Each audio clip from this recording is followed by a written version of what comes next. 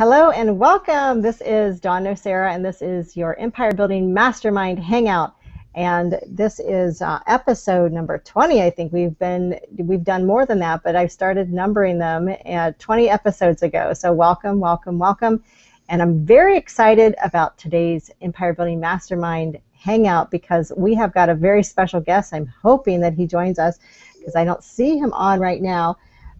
However, I just got a little message that says he's got some computer glitches. I think we're all having some strange computer glitches today. I know I am. But Frank Zazanis is going to join us, and he's going to help us create our pitches and teach us how to create a pitch.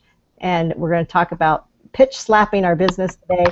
And it is going to be hopefully one of the most valuable hangouts that we have, because I'm going to make him the featured guest, and we are going to mastermind together and hopefully put somebody on the hot seat and help them with their pitch. So join us. Click on the link on the event page. It should be right below the video. If you're watching it on Google+, just click right on that link that says join the hangout here. Oh, you know what? I don't even know if I've posted that yet, so I'm going to post that on the event page, so you'll know exactly where to go to hang out and join us. And we are going to get started here in just a couple minutes. And welcome, everybody. You know what? I love to ask when you join the Empire Building Hangout, the Mastermind Hangout, is one, where are you hanging out from? And two, I just love to know what you're reading. I'm an avid reader. I read 2 or 3 books a week, and I love to know what everybody else is reading. So go ahead and post where you're hanging out from and what are you reading, and how's it helping you with your business. And we'll get started here. So we've got Andrea is hanging out from Toronto. Is that right, Andrea? That's correct. And I'm reading Conscious Language.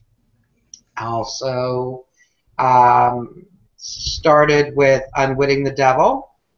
Yeah, nice. By Napoleon Hill. And revisiting the Napoleon Hill's Think and Grow Rich as I'm in your Women's Think and Grow Rich mastermind.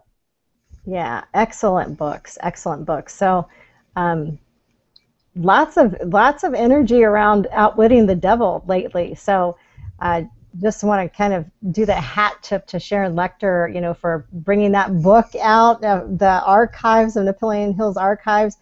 That's the book you want to read if you struggle at all with getting the success piece. If you struggle with fears, you got to read that book. It'll really help things become very clear in your mind of what we create, what kind of crazy stuff we create in our minds that will stop us every time. So hey, Robin.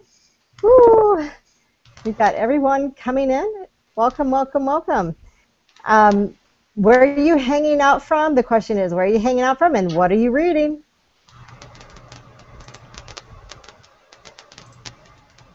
Anyone else want it? Robin, or she's muted? So you know what? Like what I like to do at the very beginning of all the Empire Building Mastermind Hangouts is to really explain to you what it is. You know, what is empire building? Why should you even care? and who am I to be able to share this with you? So first of all, empire building is it's a way of growing a business and growing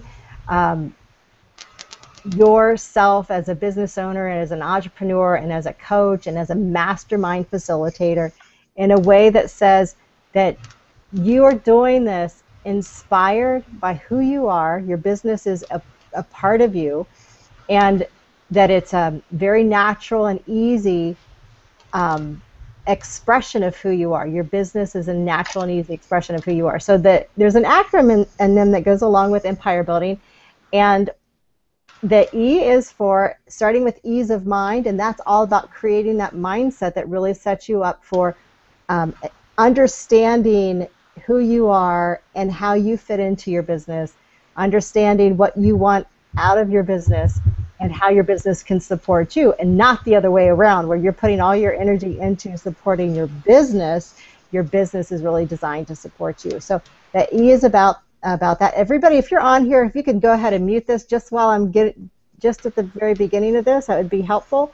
And then I'll have you all open up your microphones in just a second.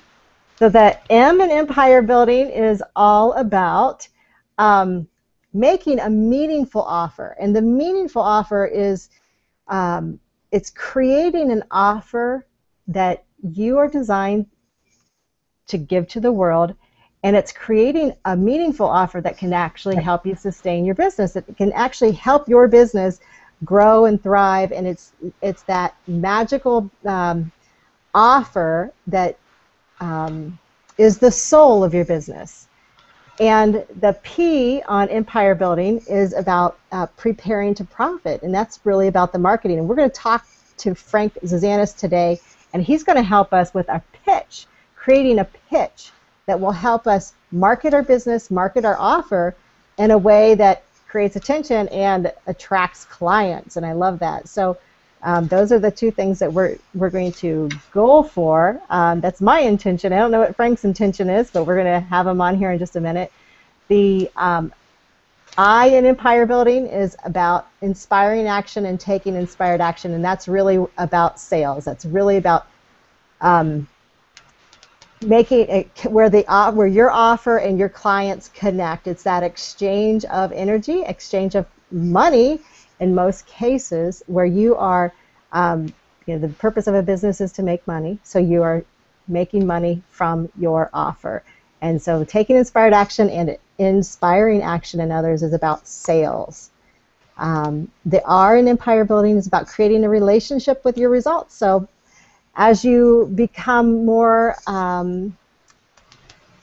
of an empire builder and you're creating your business the way you want to, then you're not looking at your results as good or bad. They're just an indicator of what's going on in your inner empire, and you can see where you have the opportunity to really grow, really thrive, in either making more money or making some changes in your business. So it'll help you create an empire that's really sustainable. That last E is about expansion. It's about expanding your business where you can create more offers. It's where you can expand your business by selling more, partnering with JV partners, creating entertainment around your business, just anything to energize and expand what you're already doing, and sometimes eliminating what doesn't work. And if you become an empirer, there's a bonus R, and it's not an emperor, it's an empirer. We'll just make it fun. Then you get the privilege and the benefit of resting and receiving the results. So you create an attractive business. A business is very attractive. It feels good to work in. It feels good to connect with your audience and your tribe and your community. And you just love what you're doing, and people can see it on their face, and they just want to work with you. So that's what empire building is about. And today we have special guest. Yay, special guest, Frank Zazanis. Hey, Frank is here. You can go ahead and unmute yourself, Frank, because I want to get you on here and kind of pick your brain a little bit, and then I'll just hand it over to you because. See, Mark is picking his brain.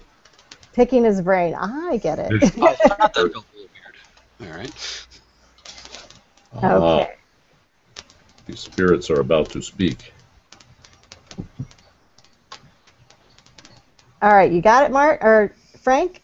Frank. Yeah, I think I'm in. Can you guys hear me? Yay. Yep, I can hear you. All right, perfect. Yeah. Oh, the fun of using Chrome. Let's see here. You would think that all Google products would work amazingly well on Chrome. Apparently, Hangouts wanted to be a little fun today, so I had to switch over to a different browser.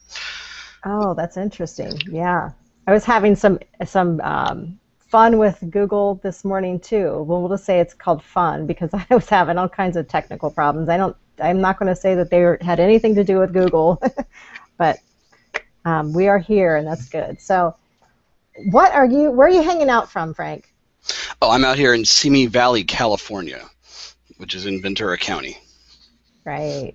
And I'm hanging out from Columbus, Ohio. So, hey, and we also have Cameron hanging out from Columbus, Ohio, and we've never met. We met on Google+, so this is awesome. Hi, Cameron. Hello. And we got Toronto. Andrea's in Toronto. Mark, you are also in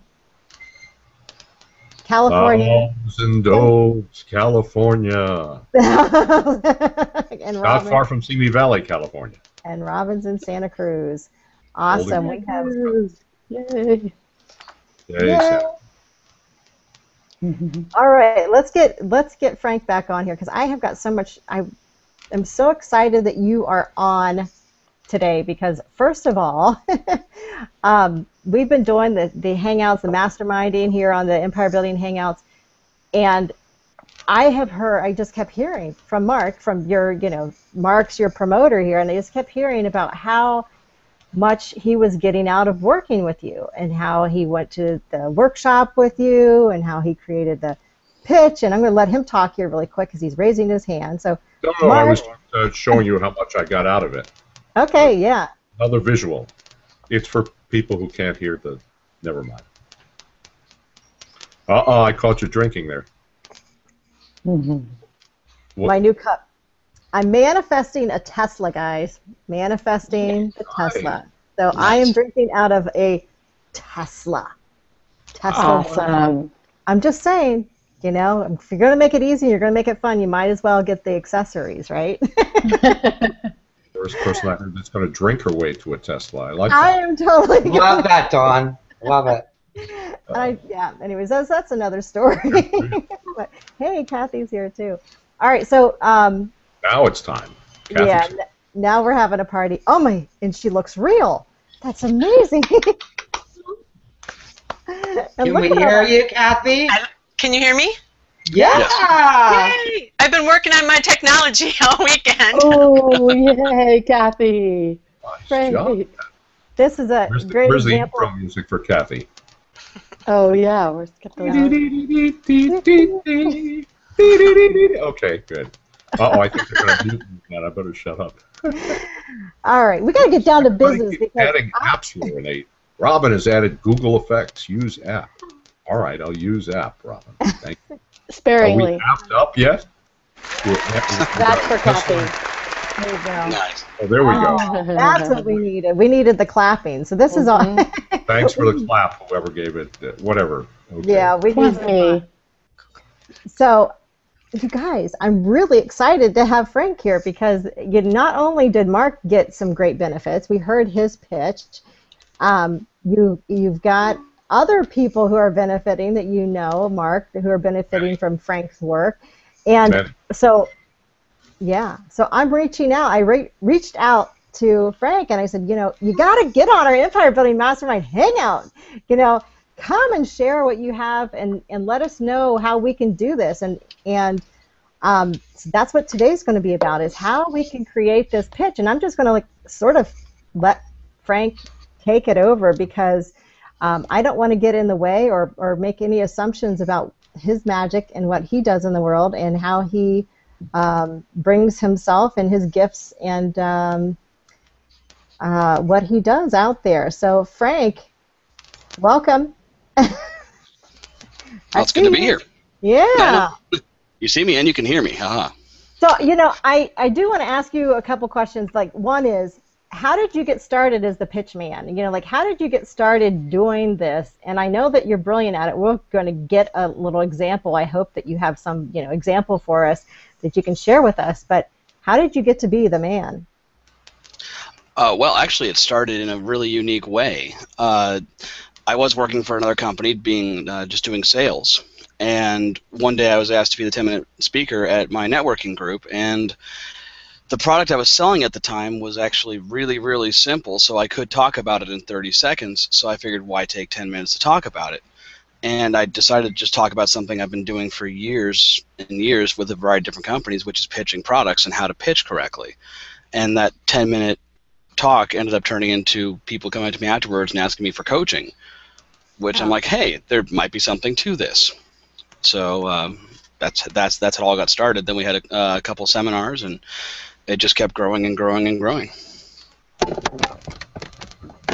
Well, that's so awesome. I love the fact that it became natural and organic for you to be the pitch man. And I love the stories about how that happens. It doesn't always happen that way for everyone, but they happen that way for you. So congratulations and awesome. So what do we need to do in order to create a pitch for our business? Well, the first thing that I think folks need to realize is when you're creating a pitch, you need to understand what a pitch is supposed to be versus what a pitch isn't. Okay. A lot of times folks try to get up there and give a 30-second or 45-second commercial about their business, and they treat it like it's supposed to be a offer the product, close the sale, you should sign up right now. All you have to do is come up and shake my hand afterwards, and we'll be doing business together immediately. That's not what a pitch is. So the first thing folks need to do when you're creating a pitch is you need to get that mindset of a pitch is just an introduction to your business. That's all it is. And I find that a lot of folks, once they grasp that concept, the idea and the art of pitching actually becomes more simple for them, because now they have a framework to work in. So I actually came up with a model that I use when I teach pitching, which is actually called the SLAP model.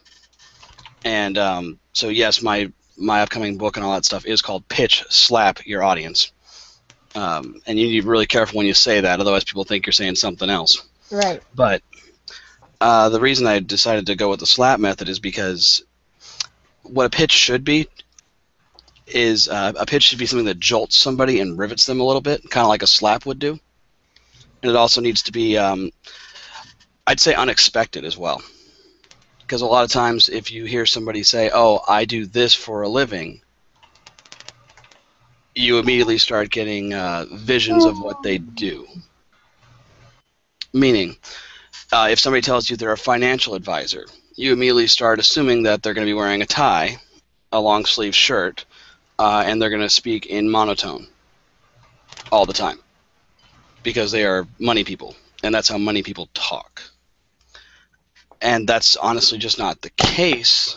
And when you're pitching your product, you need to really be able to stand out. So you kind of need to be able to slap the audience and wake them up a little bit. Not too hard, because if you slap them too hard, they start ignoring you. But yeah, so basically the model behind it is, let's start with the S here. Your pitch needs to be simple. That's what the S stands for. And the reason it needs to be simple is that if you start using too many technical terms in your pitch, people will not understand what it is you do at all. Can anybody out there give me an example of somebody they know, but they still have no idea what that person does after knowing them for 6 months? Anybody? I've known my nephew-in-law for 20 years. I still don't understand what he does. He makes millions of dollars, but when he talks about it, no clue. No clue at all. Like vaporware. I hear stuff and it just goes in one ear and out the other. Okay.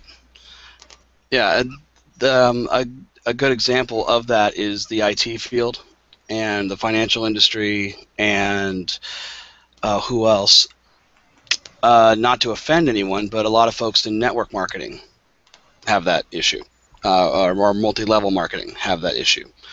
They talk about the 4,000 products that they sell, but you still have no idea what any of them do. And they say, oh, my product is for everyone, which that's honestly not true most of the time. But to keep things simple, the first step in that is to eliminate the jargon in your industry.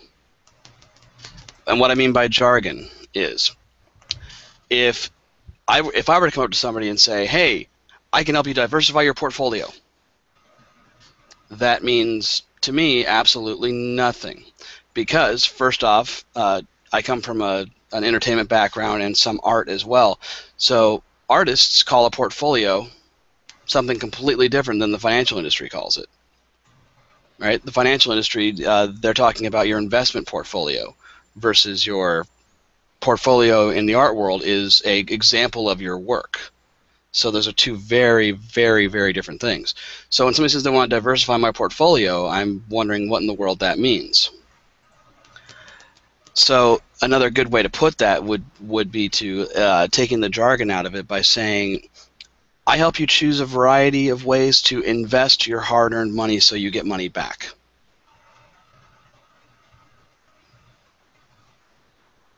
Yeah. Another good example of jargon is a lot of folks don't. The thing about jargon, and by the way, jargon I define as being an industry-specific term or acronym that only people in your industry understand. The technology field is full of these. They say, you know, server, router, switch, etc., and all those things are important when you're actually designing a network. But when you're talking to a client, you want to let them know, okay, I'm going to make sure that this computer can talk to this computer. That's what I'm going to do for you. That's the bottom line, right? Okay, and I've seen Andrea wrote something here. Let's see. I find it challenging to describe clearly what I do being a life coach, not really wanting to say life coach. Okay, yeah, that's a challenge that a lot of folks have, because we get this this vision in our mind of what our client thinks when we say life coach, business coach, hypnotist. All of these things are something that people immediately start picturing things in their mind, and it's not necessarily what we do. For example, when people hear I'm a business coach, they immediately assume that I can help them do a variety of things that are just not in my wheelhouse. Like, I'm not the guy you want to go to talk about your business financial strategy. That's not my gifting. But when you want to talk about how to make your product sound more amazing, or sound as amazing as it actually is, that's where I come into play. So, and with life coaching, the drawback to using that that moniker for yourself is that people are going to immediately assume that you are just like Anthony Robbins, or you're just like A therapist. a therapist, right? Yeah, that's another big one that I hear people describe a lot. And the thing about life coaching is it's actually sadly, some people see it as kind of a joke industry when it's not. It's actually a very, very good industry to be in, and it's actually a very helpful industry as well. But because there was enough people on sitcoms who became unemployed on the TV show and then became life coaches instead, that kind of gave it a bad name to some folks. So if you want to make that more simple for folks, find a different way to say what it is you do besides life coach overall. Talk about a specific area of life that you focus on. For example, if you focus on people's helping them make their thought process more positive, then you might call yourself the positivity coach. I don't know if that's exactly what it is, but I'm saying, you know, find a way to phrase it in such a way that it really focuses what you do. For example, my business card says I'm a pitch and presentation coach and a motivationist. Those are two different things I do. There are three different things, really. But I focus very heavily on people's presentation skills and their pitching, because what really drew me to this was the fact that I saw enough people out there who did not know how to give a proper presentation or how to give a proper pitch. So therefore, I had no idea what it was that they did for a living. And then they come to me afterwards and ask if I was interested in doing business with them. And I'm just like, if I knew what it was you did, maybe I could do business with you, but I don't. So anyway, to keep things simple is key. So the way you do that is by removing jargon, for one. So take out the industry-specific jargon. Oh yeah, I can do that. Yeah, Mark, I can definitely do that. Mark's asking, what if I take a moment to give a couple of my own pitches? All right. Example. At one point, and I still do run a secondary business, which is I design and create and sell board games for families. So when I get up and pitch that, I go, well, I'm very animated, so I'm going to have to step back from the camera a little bit. Okay. Hey, good morning, everyone. It's Frank from General Nonsense Games. That's right. We're a game company. And no, we don't make video games. We don't make iPad apps. Your kids are actually going to want to look at you and talk to you when you actually play our games. We know that's a big challenge in today's market, but we want to make sure that families and gamers are actually connecting by sitting down together and playing good old-fashioned board games.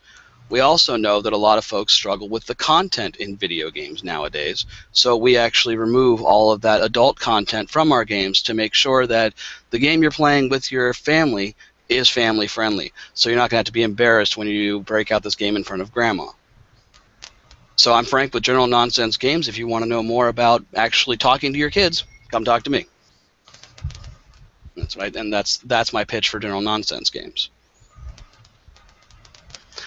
When I was working for a solar company, I'm not going to name which one, I would actually get up there and my pitch looked like this. Hey, good morning, everyone. It's your friendly neighborhood solar superhero. Now, the reason I'm calling myself that nowadays is because normally I go around to people's doors all day long and knock on them. And by the way, just a quick service announcement, if I do knock on your door and you don't answer, I am coming back again and again and again. So just answer it the first time. But back to what I'm here for. Last night I actually got a knock on my door, and standing there at my front door was Samuel L. Jackson wearing an eye patch and a really long trench coat. And he looked at me and he said, "Frank, I'm putting together a team, and I want you to be on it." And I'm like, "Samuel L. Jackson, I thought you put together a team of superheroes." And he goes, "Exactly, Frank. You are a superhero because you harness the power of the sun and you bring it down to people's houses, and then you put it into an energy format, and then it goes into their TV so they can actually watch Netflix, and you save them enough money so they can watch the Avengers for free on Netflix. So if you want to know more about saving money on your energy bill, come talk to me, Frank Z, your friendly neighborhood superhero." Right. And that's my pitch for that.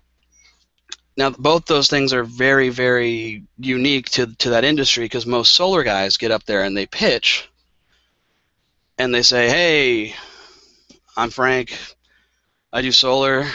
You need solar. It's important. Go team. Come talk to me."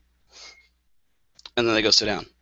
Or when you get the financial guy, and I'm not picking on the financial industry, it's just that these folks are trained a very specific way to give their pitch, and it's just not working, in my opinion. A lot of the financial guys get up there and they go, "Hey, I'm Steve. I am with blah, blah, blah, America of blah, blah, blah, blah. And I can help you and anybody you know with anything they have financially, period. So come talk to me." I still have no idea what that guy does, you know? So the best way to make sure that you're keeping it simple, besides eliminating the jargon from your pitch, is to actually pretend your audience, and I do call my networking groups my audience as opposed to the group I'm speaking to, because if you view them as an audience, then you're more likely to be able to free yourself to actually try something that's more entertaining. If you look at them as just a group of people, that becomes a little different mindset, in my opinion. So treat them, or not, sorry, not treat them. Imagine that your audience is a bunch of third graders. That will help you break down the information in such a way that you can make sure they actually understand it. Now, some people say that you should break things down to a 6th grade level because most medical brochures are written at a 6th grade level. And my response to that was basically, I don't understand half of what's in those medical brochures either. So therefore, make it 3rd grade simple. Now, once again, do not treat your audience as if though they are 3rd graders, but imagine that you are trying to explain what you do to a room full of 3rd graders, and it will make your simplification process way easier. And the last way to make things more simple is just to take this formula that I'm going to give you right now. 3 in 30, 5 in 60, and 7 in 120. Now what that means is I believe that 3 simple points is the absolute maximum that you can coherently deliver to an audience in 30 seconds. 3 points at the most.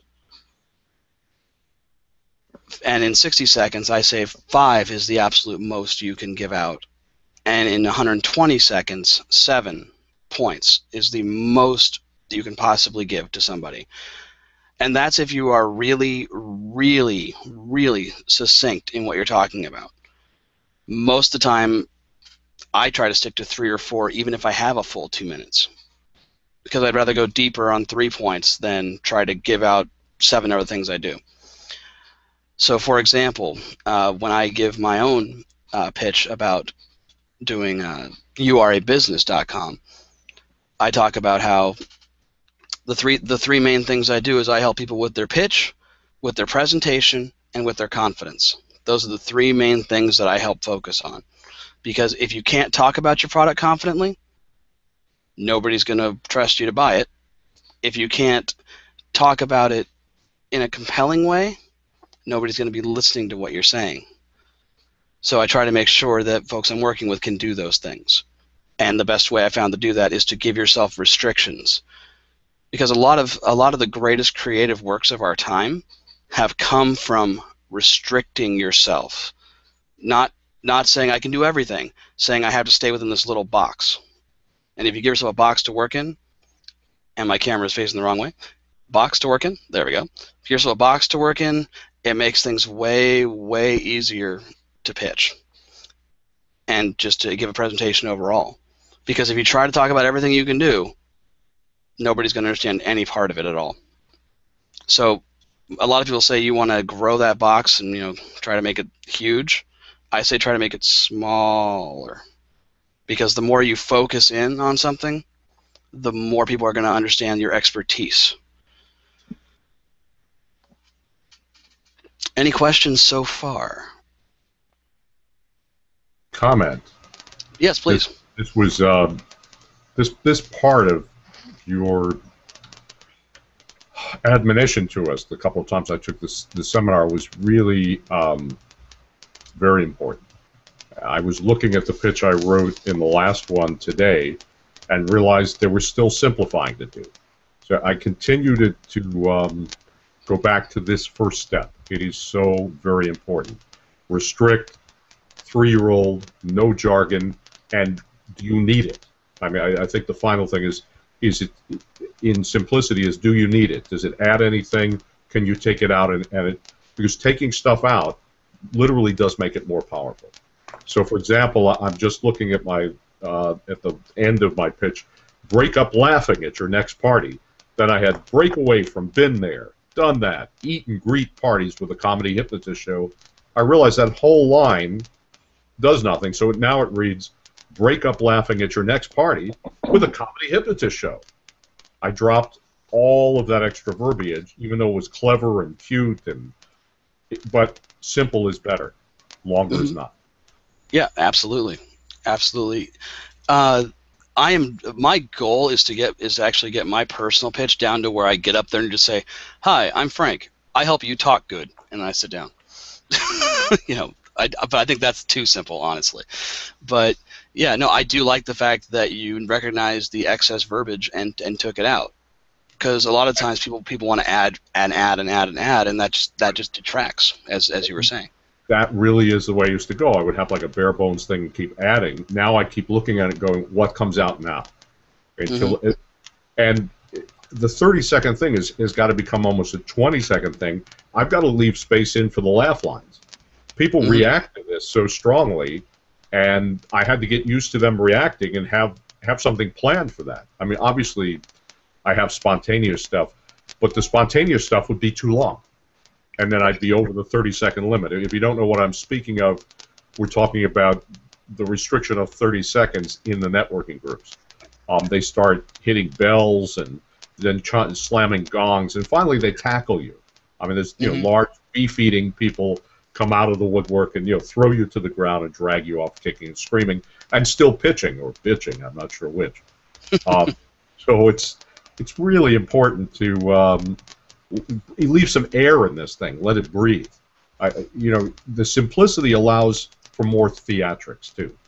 If you're racing through trying to get as many words as possible into a 30-second pitch, good luck with that, because the slightest variation, either from the audience or the atmosphere or whatever, and you're off balance completely. Rather than having maybe a 20-second pitch that expands to 30 with gestures and movement and reaching over to somebody in the audience and putting your hand on their shoulder to include them in that portion of the pitch. There's so many nonverbal things that can go on in a very strong pitch, but I think you're getting to that piece, so I better shut up. Yeah, no, I'll get there eventually. By the way, for those folks out there who think that 30 seconds is way too short to give your product pitch, I'd like to actually say that 30 seconds can be a very long time. Yes. And if you don't believe me, try doing push-ups for 30 seconds straight as fast as you can. You'll realize pretty quick 30 seconds is a long time. That is a great point. Thank you. Yeah, so anyway, once you've taken your 3 main points, and honestly, if your business can't be summed up in the 3 main things you do, you're probably trying to do too much, honestly. Because if you're trying to do, and if you're trying to do too many things at one time, it really, really detracts from everything you are doing. Because now you're focusing on 7 different directions instead of trying to focus on 3 and doing them really well, or even 1 and doing it really, really well.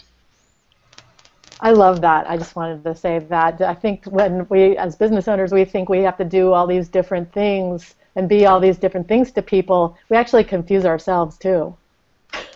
And if we're confused or if we're like scattered, people we're talking to are going to be scattered and it's harder to buy. Yes, that's very true.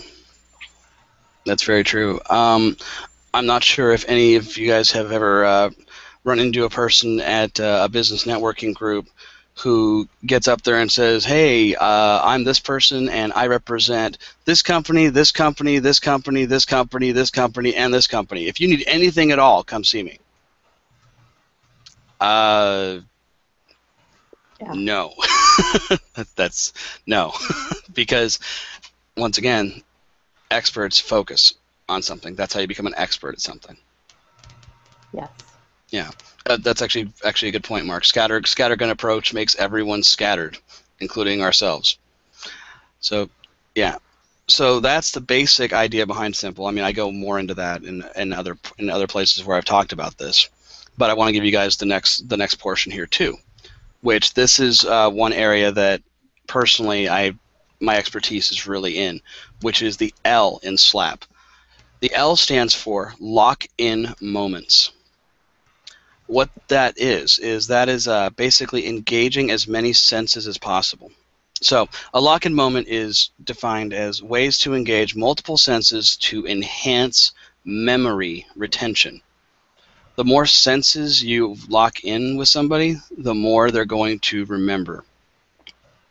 I don't know why that works. I'm not a psychologist. I just know that it does.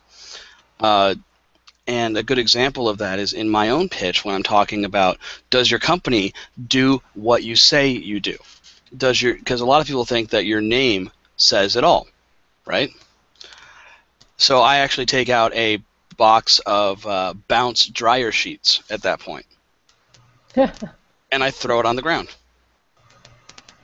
Because it doesn't actually bounce. So if you think your name is saying everything, you're mistaken. But what that does is 2 things.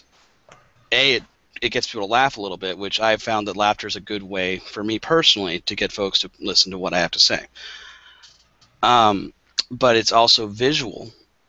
and it makes them remember Frank did this, which was funny, and now they at least remember Frank did something, which makes them remember Frank.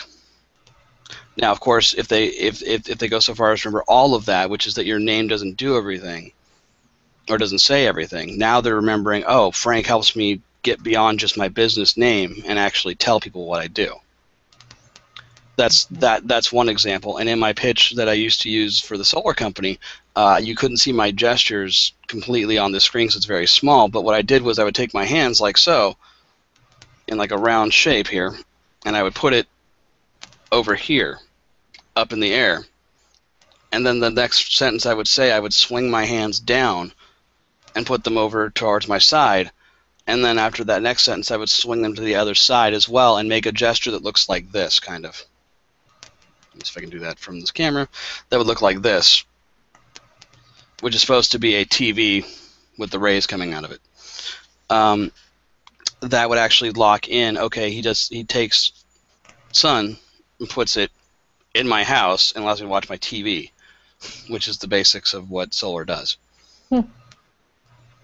And also, if you notice during that particular pitch, at no point did I say I use inverters, converters, power converters, flux capacitors, any of that stuff.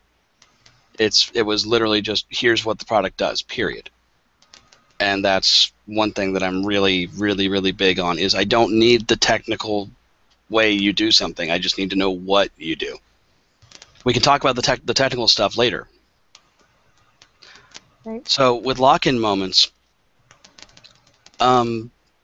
actually, let me see here. Well, you know what? I'll do what I do in my seminar normally. Robin, what exactly is it that you focus on? As far as I know you're a business coach, right? Yeah, and Okay. That's been the question I've been seeking to answer for myself, because I've been that scattershot person. But the truth is, it's really my own. What I really like to do is find out where people are in their business, what's working, not working, and then help them. Basically, either they're on a hamster wheel, or they're feeling uninspired and they want something different. So it's, well, what do you want? Basically, they do not always see what they have inside that they could put to use and have fun doing it. So I think it's mostly just activating the potential that's there. So you stop them from spinning their wheels and actually getting down to the nitty-gritty of doing business better and doing it their way. Yeah, thank you. That was nice. Because I've been a good wheel spinner myself. And what I would do if I were you going to one of these, if you were to go to a business networking meeting of some type, I would bring a small prop with me, like go to the pet store and get a hamster wheel. Literally get a hamster wheel and bring it with you and go, are you tired of running around on one of these things? And just spin it real quick. Because right there, you've got their attention. Oh, right? Oh my gosh. Yeah, I love it. Yeah, and it so fits in with your playfulness and how you want to help businesses create games to, in their business as well. So I think that's awesome. Yeah, how to play their business as a game that's really fulfilling and worth playing. Right. Yes. Exactly. And those lock-in moments really, really distinguish you from everybody else in your industry. I know with Mark. Yeah, I know with Mark we gave several of them over the.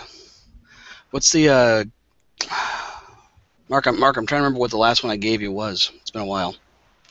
Lock-in moment, prop. Oh. Yeah. Yeah.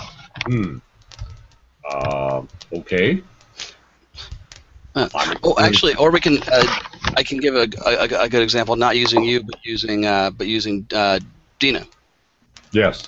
With Dina's business is called Pain Free Now, and what she does is she helps people become pain free now. And one thing that I gave her was that she might want to walk up on the stage looking a little bit rickety, walking up with that really, that that old person walk and the my back's in serious pain walk, and then go, hello, I'm Dina Slonaker and I'm pain free now, and stand up and actually show the difference between one and the other. That really helps people understand what it is that she does. Exactly, showing the transformation of what her business can do for you. Can I ask you a question about this? I mean, I don't know how long it would take, but I have an opportunity to speak at a local networking group, and it's with people that are in transition from their work. And one of the things that somebody suggested would be to go in with a suit on, like how I used to dress, with the black suit, with my hair up in a bun, and go in there just in my power suit, and then take it off, and then come in. Not take it off, but somehow transform my look into the more natural, more flowing, more authentic me, as opposed to in let people know that, look, this is really how you got to be in the world if you want to be stress free and make the life that you want. But I don't know if that would be too much. It's definitely going to take longer than 60 seconds to change an outfit. If you want the most impact, it can, but at the same time, there's also ways to do that in a very quick manner, which is buy a cheap suit. I would love that, yeah. And you know how athletes have those breakaway pants? Oh, yeah. You could make a breakaway suit. Oh my gosh, that would be awesome. And now you've got not only do you have the ability for the suit to look good and whatnot, but that way it takes you out of having to change it all. You just rip it away, and now you can say, look, I'm free from this suit now, and you put it off to the side. It's a really great lock-in moment for your presentation, in my opinion. And then let your hair down.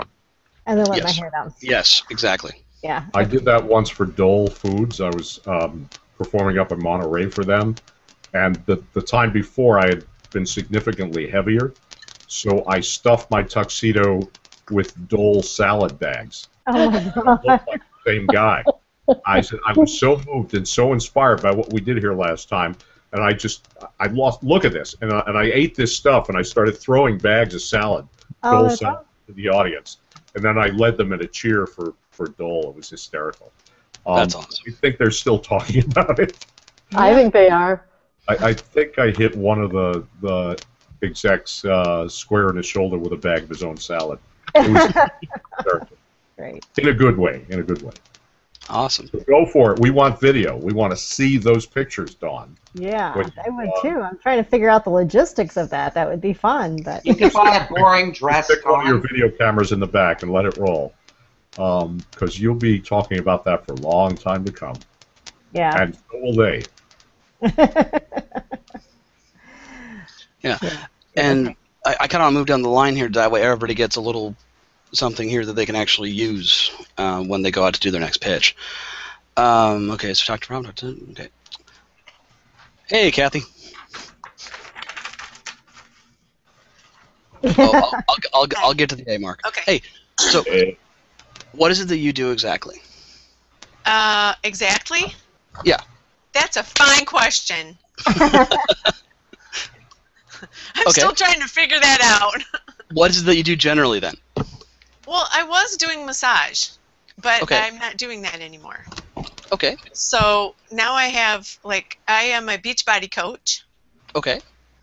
I started that at the beginning of this year because I asked, the universe, what can I do that would be fun and make me a lot of money, right? Mm-hmm. And then I talked to a friend later on in that day that was a Beachbody coach, and she was like, oh, I'm having so much fun, and I made, $800 last week. And I'm like, okay, well, that's fun. And she said, it's so easy. And it's like, okay, that's, so. And then I thought that makes the focus on me, because one of the first things they tell you to do is be proof that the product works. That's one of the most important things. So that means I have to work out, because my body is now my business. It's right. So I have to focus on myself. And then I've been studying scientific hand analysis, which is helping people find their life purpose through the map in their fingerprints. So everything in your fingerprints is, all of a sudden I can't think how to explain it. You're born with like a map and your fingerprints of what you came here to do. Yeah, well, if I send you the stuff for that, Mark, you can take your handprints and send it to me and I'll tell you. And you too, Robin. But I have to charge you now for it because I'm not allowed to give it away for free because it's in my fingerprints to make for business. So, nice. But it's really interesting because you're born with that, and it never changes. Your fingerprints never change.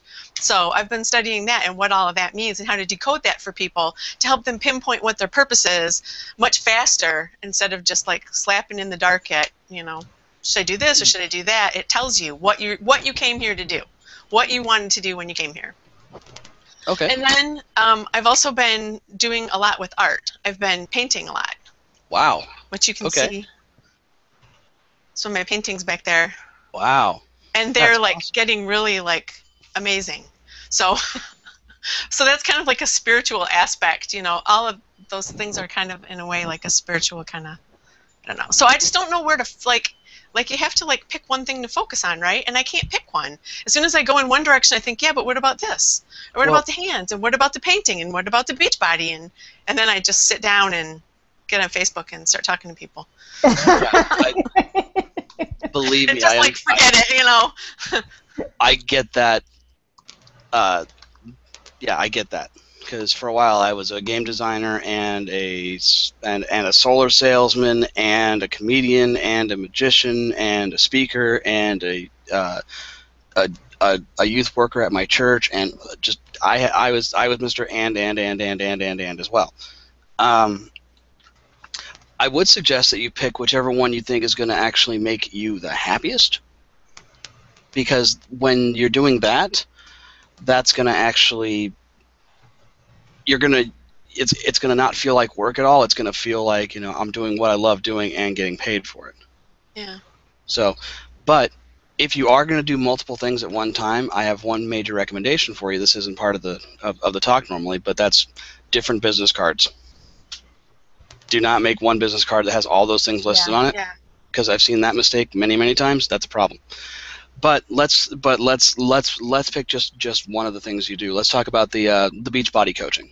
Okay. If you were to get up at a networking meeting and talk about how you're a Beachbody coach, and what does a Beachbody coach do? That's a question for you. What does a Beachbody coach do? Yeah, what do you do? A Beachbody coach offers support and encouragement for people and helps them stay on track with their workouts and informs them about the different products that Beachbody offers. Mm-hmm. Okay. The different nutritional products and the workout programs that they offer, and answers questions about the products and helps you pick the right thing for you. Okay. Help you.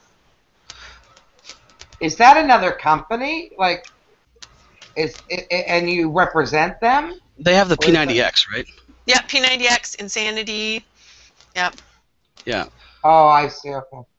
Yeah. So with that, a lock-in moment for you. A lot of times they have you guys show photos of, you know, yourself or somebody else before or after. Yeah. Right. Yep. That's a good one to do. However, if you're going to use that lock-in moment,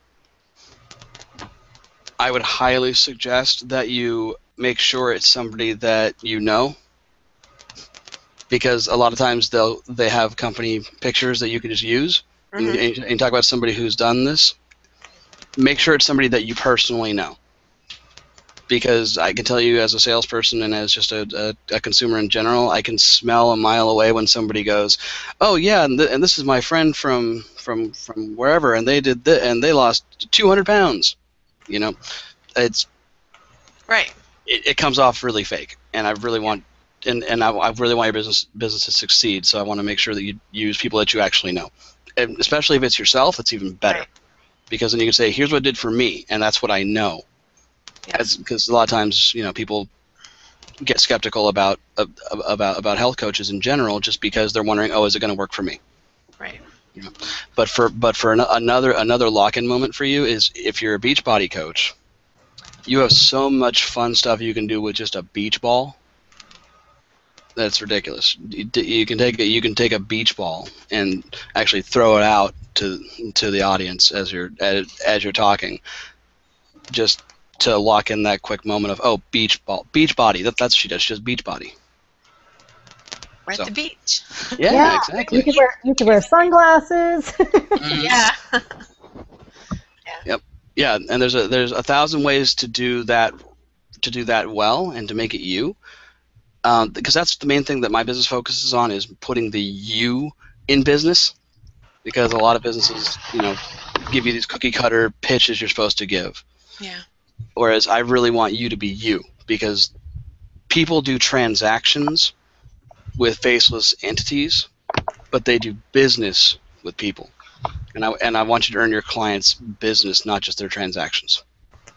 So, yeah, I would recommend the beach ball or sunglasses or something like that that's going to make it fun. Okay. Thank you. Mark, behave yourself. Reading on the side chat here. Yeah, I just saw that one. Keep your clothes on. I was thinking when you said that of like showing the transformation, that you could get like a cutout, like I could get like a stand-up like thing of myself, like the picture of me before. Oh yeah. And then after I actually finish the transformation, because I'm still kind of dragging my feet and not focusing on it 100%, like then I could like have that and like cut the head part out so I could carry it in front of me when I walked out. And so this is what I used to look like, and now this is what I look like, and like toss it aside. That's great. That is awesome. That That is like, awesome. popped in my head. So Yeah, that's great. That's yeah. boom. Yeah, I can tell. I can definitely tell you're an artist, because artists we tend to think of ideas like that on our own too, and go, oh hey yeah, all we need is the smallest bit of inspiration, and right. And you can leap off that. My wife hates taking me to the dollar store or Walmart because I get 1,000 ideas just walking down the aisles. Wow. But all right, so let's you. move on. Nope, thank you. Let's see here. Next on my line this is Cameron. What's up, Cameron? He's muted. Right. He is muted. Are you near your keyboard? Yeah, he might have stepped away because I don't see. That's him. okay. All right. Yeah. Well, if he comes back, we'll jump back to him. All right, Andrea, what's going on? Oh, good. Okay, I thought I was muted. So, okay, so as I was saying earlier, Frank, that I do coaching. I work with human beings. It's about them waking up to a new life, waking up to them, to just really waking up to life. But how do I say it? What do I do? I don't like to give these guarantees because I can't give a guarantee on their results. No, but you can give a guarantee on the amount of effort you will put in. True that. That would be a good focus for you, is making sure to say, hey, I guarantee you that you're going to get this kind of effort out of me. I can't guarantee the result because that's on you as well. But as long as you put in the effort, and I do my part, you will see results. Okay. Yeah. And in terms of the whole coach, life coach, I see other coaches' inner game, because really that's what it's all about. It's what's going on up there, and then that's where, when I was mentioning earlier, so then the response back would be, oh, you mean like therapy? But no, it's not therapy, because it's just not therapy, because this is about results, and it's results driven is what I will come back to them at. Oh yeah, that's a lot of background noise there. Yeah, so, all right, so let's nail this down a little bit more. So your process is a coaching process. It's not a therapy that somebody shows up to once a week for an hour. It's a process that you actually take them through in order to gain the results that they're trying to gain. And I'm assuming you have to sit down with a client and actually do an analysis with them prior to being able to give them too much information. Yeah, I need to get some information. I need to be able to identify, really kind of, like what is the going on. And sometimes there's an underlining thing that once that underlining thing is really identified, then really a lot happens, and it really is. Because if I see it in my head as a visual, Mm-hmm. it's about really removing their layers. You know who else does that? Tell me. Detectives. Mm-hmm. Yeah. Detectives analyze information and then typically come up with a game plan on how to stop the criminal, theoretically, right? Yeah. Yeah. So I think that you're the kind of person who actually helps people by being a detective for their life and then helping them get rid of that criminal that's robbing them from their joy in their life. Ooh. Yes, I love that. And I used to think about myself as we're explorers. Mm-hmm. You know, you're talking about the detective, and then I hear this explorer coming up. Yes. Yeah, I'm not sure if you can call yourself the life detective, Mm. but something in that general wheelhouse might really help. And when it comes to the lock-in moment of doing something along those lines, something as simple as just, and I know I use props a lot, but that's because to me props personally stick out really, really well. Right. I would do something like pulling out a magnifying glass and saying, I help you examine yourself and your life. And then once we find the problem, we help you get rid of it. I help you move it along. Right. I help you, I help you begin to take your focus, and you're holding up the magnifying glass at this point. I help you take your focus off the problems and start focusing on what matters in life, and you'll see the problems start moving away at that point, or becoming less significant. Yeah, so you're waking up, because Right. you're really now really starting to wake up. And that's one thing I've heard continually in our conversations we've had, is you keep using that terminology, wake up, wake up, wake up. Why not say my process is an alarm clock for your life, and one that you won't want to hit. An alarm clock you won't want to throw against the wall. Right. There's a variety of ways to work with that. I love that. Right. Yeah. Thank you. So that's some examples of lock-in moments, and now we're going to move on to Dawn. Holy moly! You don't want to move on to me.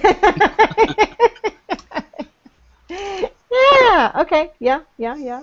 Oh, I love that, Kathy. Andrea, you should write that. You should write that one down.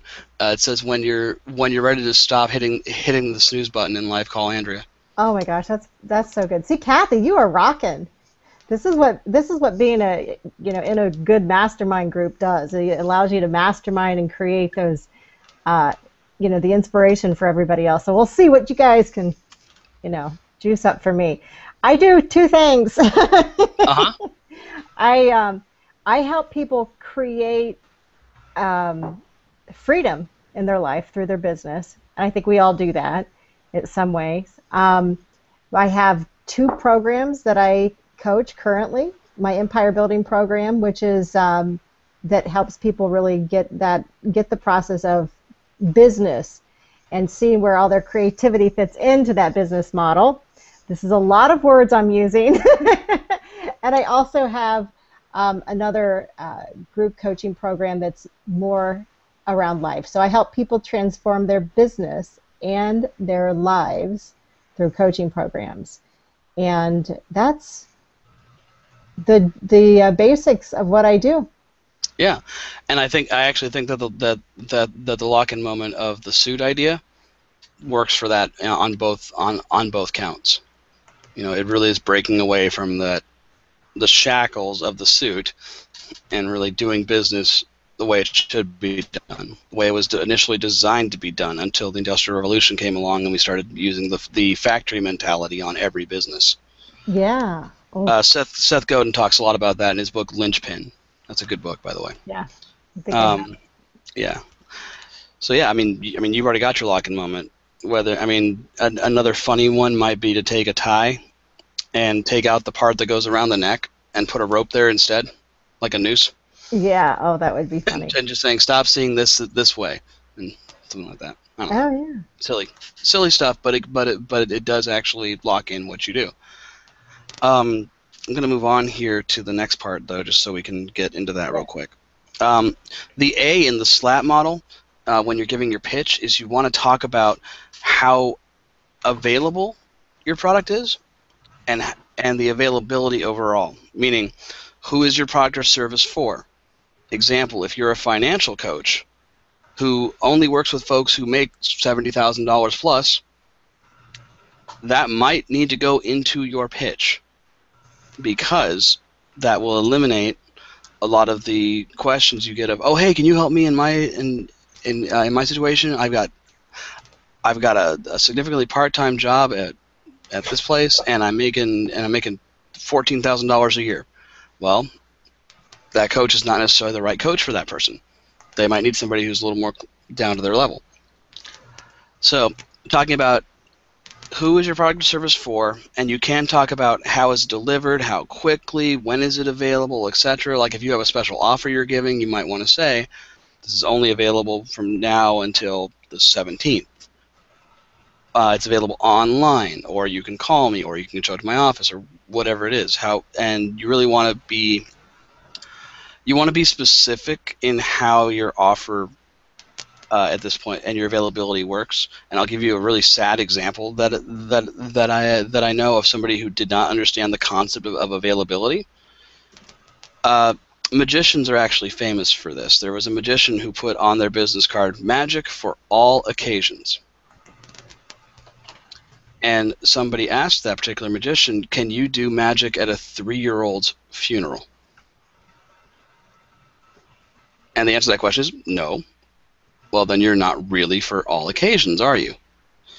And the idea behind that was just basically really focusing in on what your availability is. If you do, for example, with me, I focus a lot on small business, entrepreneurs, micropreneurs, solopreneurs, whatever the new term of the week is for somebody who does business, and not for necessarily a corporation.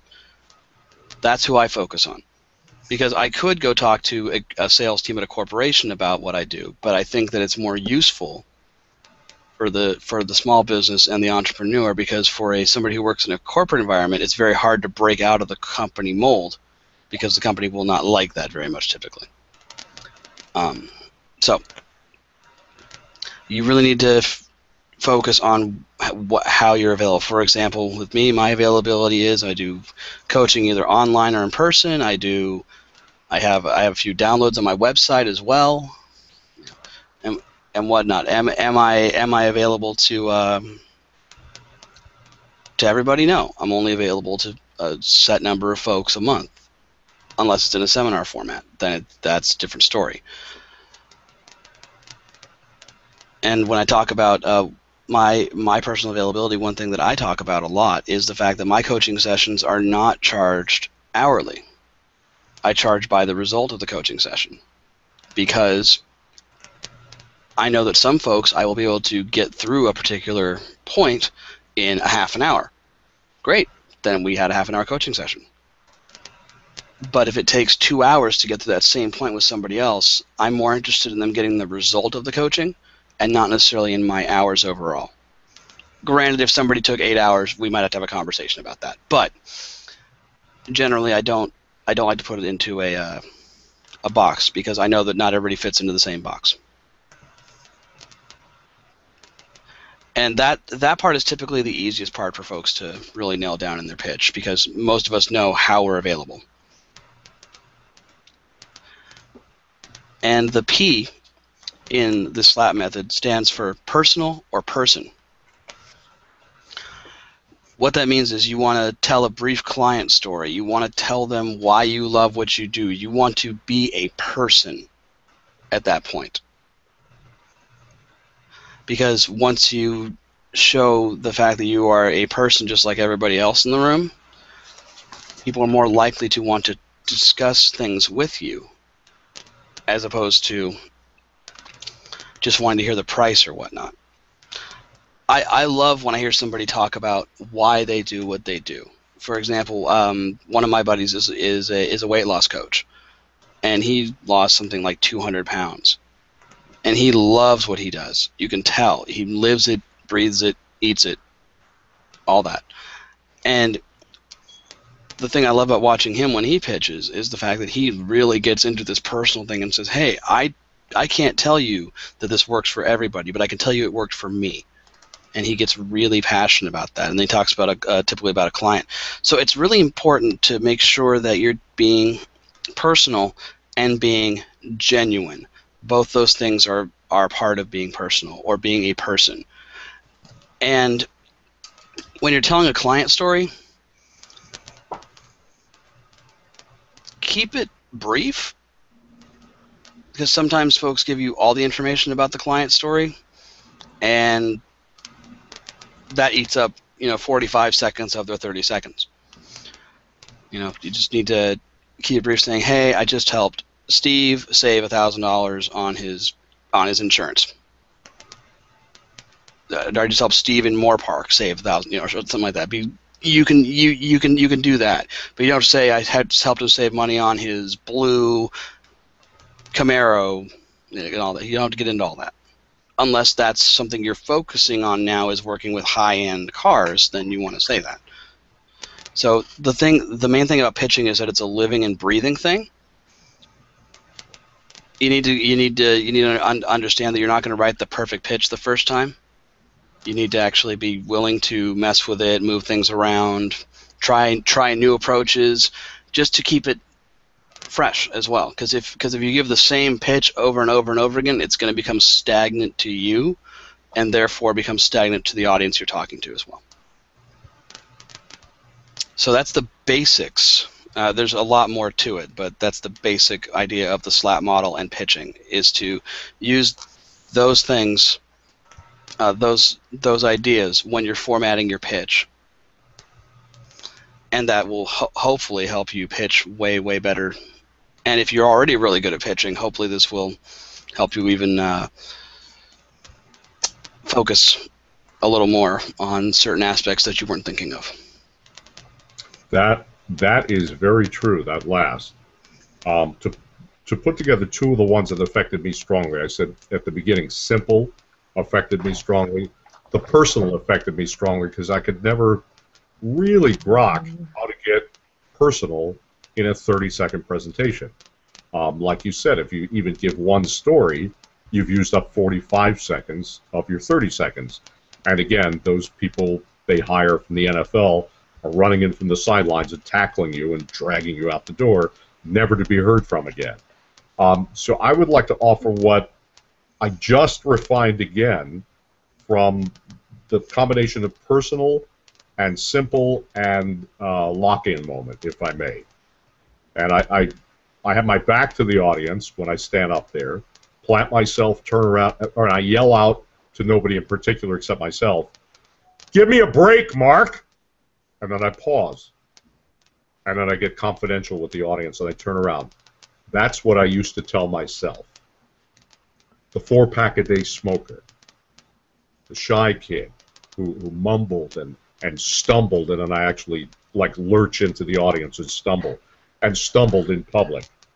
I'm Mark, the hypnotist, and I'm here to give you the same break I gave myself.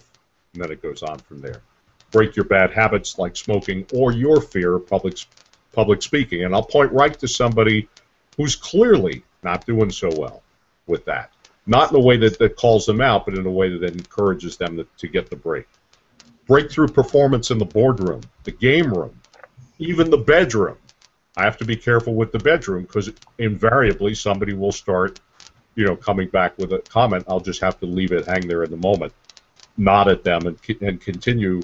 Break up laughing at your next party with a comedy hypnotist show. Mark Backrack. I'm a comedy hypnotist when your guests need a good laugh, but I'm a serious hypnotist when it's time to end the drama. I'm continually refining that. It continually gets simpler, and I'm putting more dramatic moves and more motion and more kinetic stuff into it. But I have to say, before Frank's work, I was at a complete loss how to work my not my personality, but my personal connection to the work in. And when he made it so clear, it could be a line, it could be a phrase. That was when it broke through. That and taking every one of these points, SLAP, and continually looking through the pitch that you've just created and seeing are all those things in there as much as possible. Sometimes it's not possible to do more than lip service to one. But I really got it to the point I fear where I've got all of those going on in this particular one. And I sure hate to give it up. So I'm going to go to a lot of different networking meetings and wear it out good.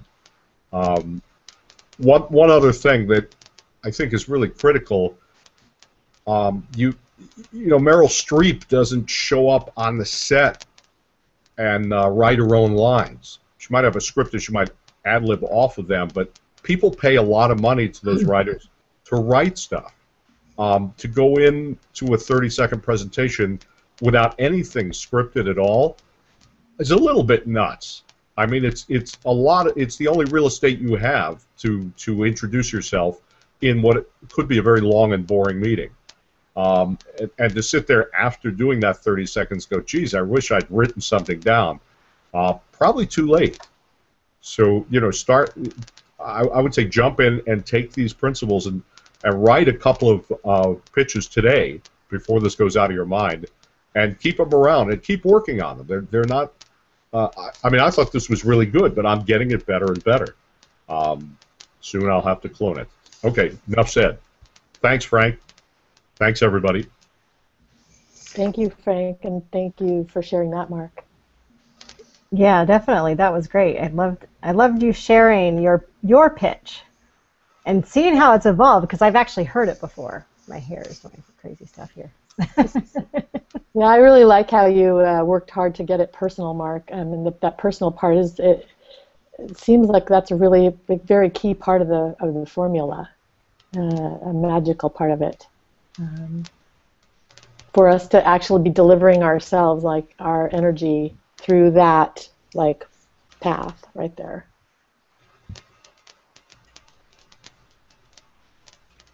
Yeah, so I asked Frank if, I don't know if you have, because we didn't have an opportunity to talk before this, Frank, but are you offering a workshop for everyone who's watching? For me, I already told you that I want to sign up for your workshop, virtual Hangout workshop. Do you have any dates or ideas, a link that you want to share at this point, or do you want to? Well, yeah, I mean, at this point, let me make sure my website actually saved it before I say this. I did put up an online edition of the Pitch Slap seminar. If you go to my website, which is urabusiness.com, that's the letters urabusiness.com, and you go to online edition of Pitch Slap, what I'm going to be doing is I'm going to start doing a online workshop on Fridays from 9 a.m. to 12 p.m. Pacific Standard Time, because it is actually a 3-hour seminar, because it gets really... I don't like just giving folks information. I want them to actually walk away with their pitch, or in this case, close their browser with their pitch. Yeah, and we're going to be doing that. I'm going to try to start it this Friday. Yeah, this Friday, 9 a.m. to 12 p.m. And the cost I'm giving out at this point is $100 for the entire 3-hour session. So that is the offer at this point. Awesome. That's great. Yeah. So go there to yourabusiness.com, and the upper right-hand corner it says online edition of Pitch Slap, and click on that, and I'll put that link in on the event page here as well. So if you're actually watching the replay of the Hangout from the event page, you'll be able to click on that link and see what it is. And the offer is $300 for the 3-hour Pitch Slap workshop online. 100. Yeah. No, it's $100 for the 3-hour Pitch Slap. Right. 100. Yep. making sure we're clear on that. Yeah. Drinking the Tesla. What's that? She's drinking the Tesla. She actually did say 300. She's not. Oh, okay. I'm drinking it. Awesome. So yeah, that's that. Yeah, that is that's the offer. But yeah, Also, normally my live seminars, I limit it to 13 people, but with the online version, I'm going to limit it to 6 at a time, because with technical difficulties and whatnot, it'll probably be a more difficult transition, because there's a lot of interactivity in the workshop, so you need to mute, unmute, mute, all that fun stuff. So, there you go. Excellent.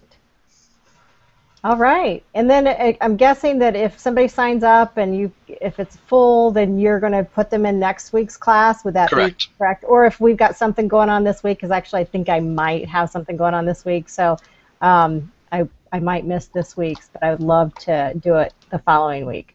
Yeah, not a problem. The way I'm handling it currently is, if you go and sign up, then you email me from the website there. I will send you back or if you email me 2 dates that you're available, then I'll make sure to lock you into one of those 2 dates, and then I'll email you back which one.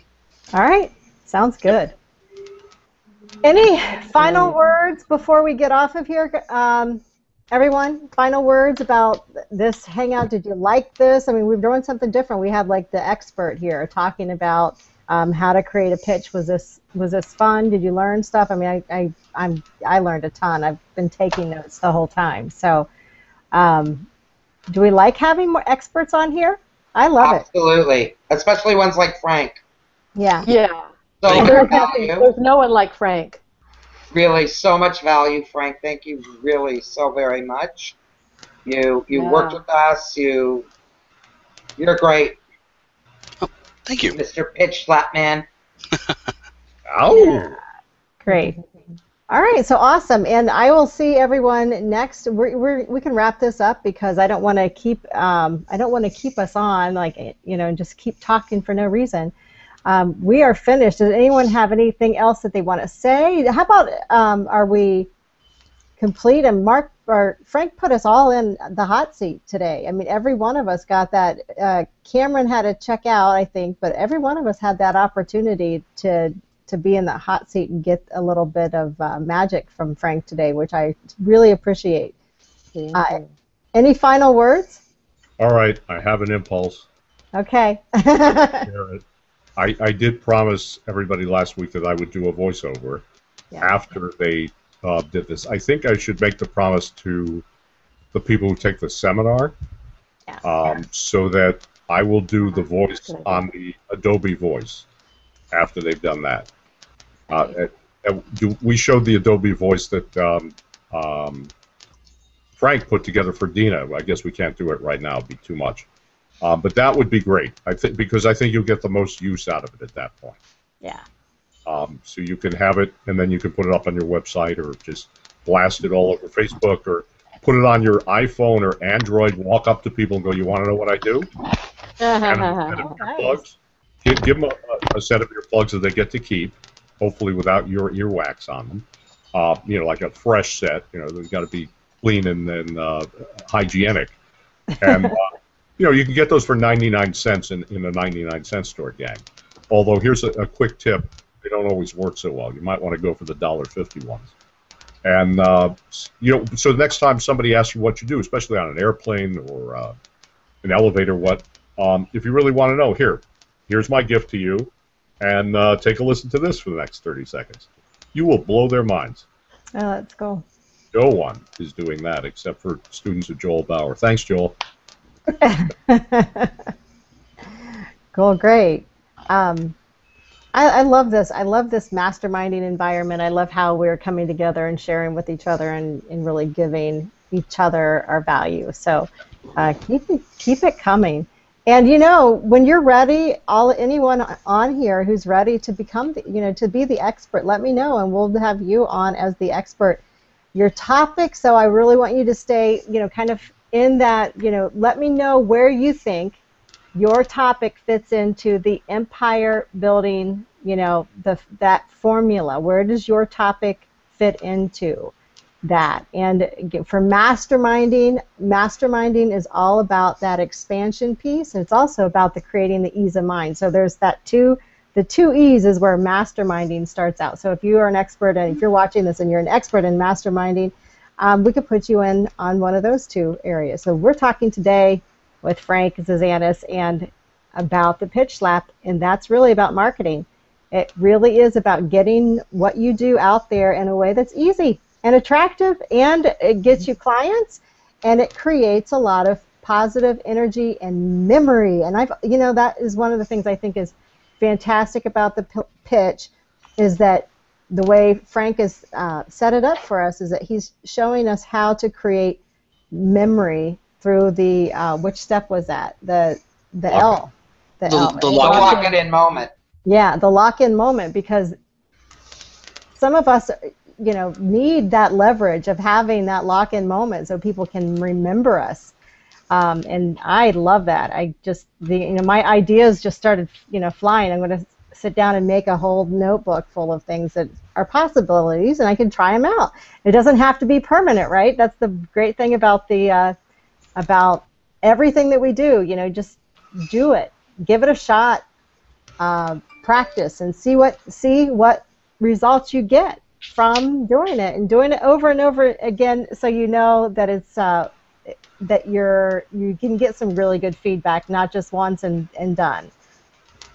Right? Yeah, but that lock-in moment, I think, as you were saying, Dawn, about the memory and it leaving in other people's minds who we are, what we do, but I'm sensing it's even that much more of a lock-in moment for myself. Yeah, absolutely. And I like how you use the word permanent. Things don't have to be permanent for us. Mm-hmm. We can wear it. If we don't like how it fits, we can take it off and we can try on something else. Yeah. Thank you. Absolutely. All right. Well, thank you. Thanks, Frank. I so appreciate it.